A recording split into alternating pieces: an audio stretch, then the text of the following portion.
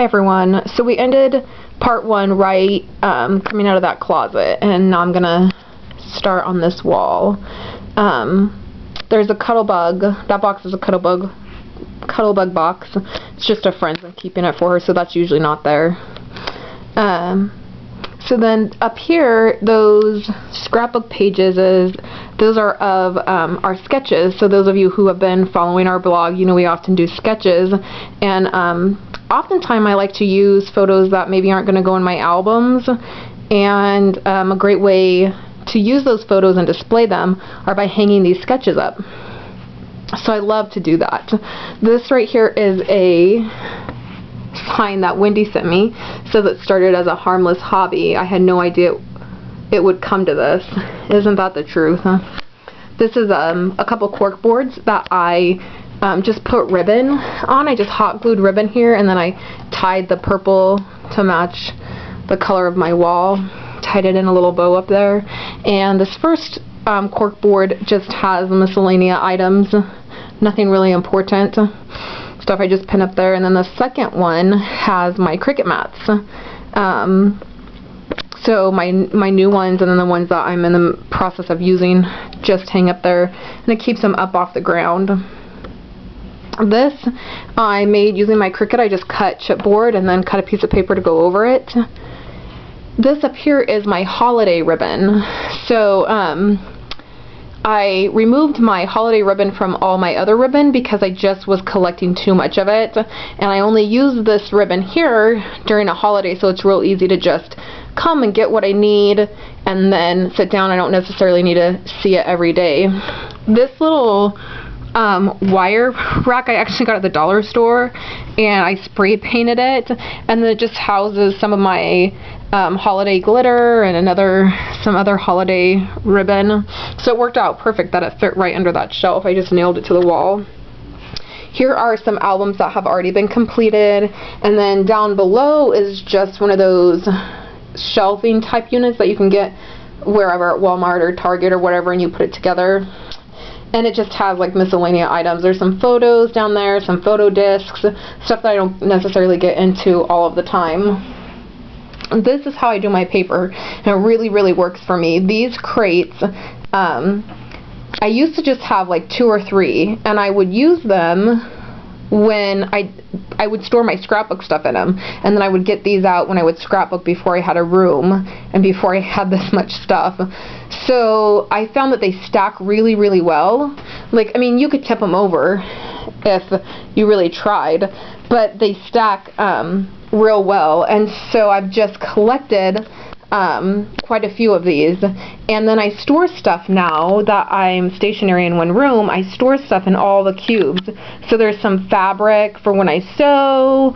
One has my Easter decorations and my St. Patrick's decorations, and then some of them are empty, but I just haven't found stuff to put in there, but believe me, I will.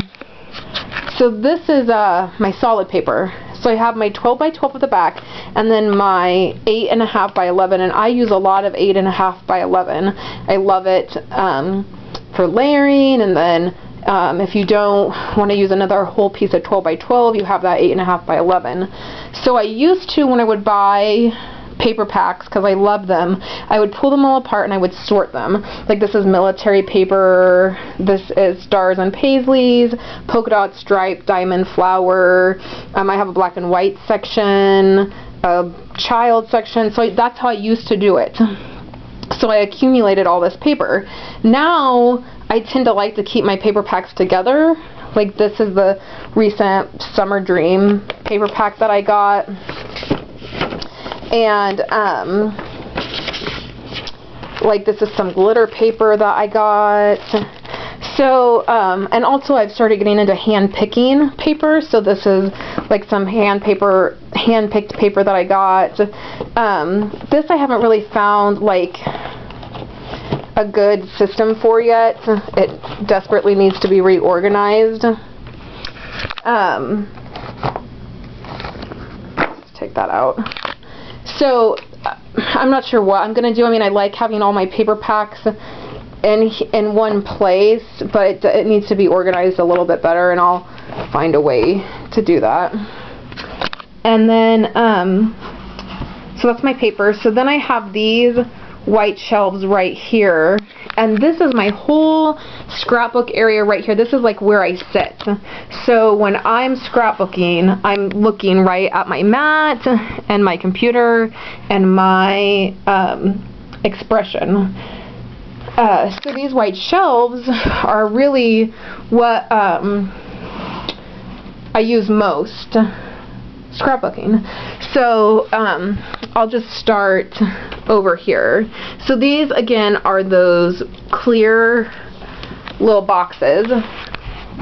This one holds just like backstock item, like extra files, and I have some extra stickles in there. This is all my Cuttlebug stuff, which works really well. So I have my plates right here, and then I have all my folders right here. And then my large folders, and then my small die cut and folders below. So that tends to work really well for me right now, because I just pull that whole thing out when I'm using my Cuttlebug and stick it right next to me. This is just 4x6 paper. For some reason I really like it, even though I rarely use it, and it fits perfect in there. The next shelf down is just some binders that I've made. They are magazine pages or scrapbook layouts that I really like. Some are sketches.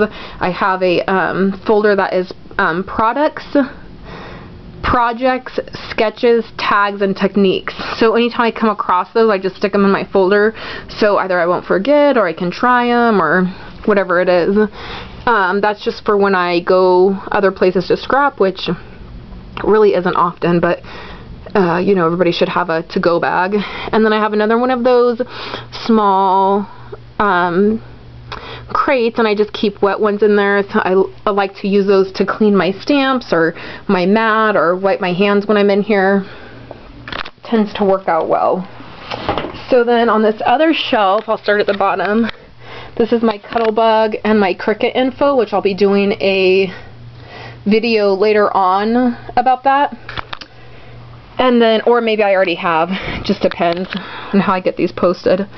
And then here are my stamps. So I saw a video at My Pink Stamper, Robin's blog, on how to unmount your wooden stamps, which I am in love with that idea.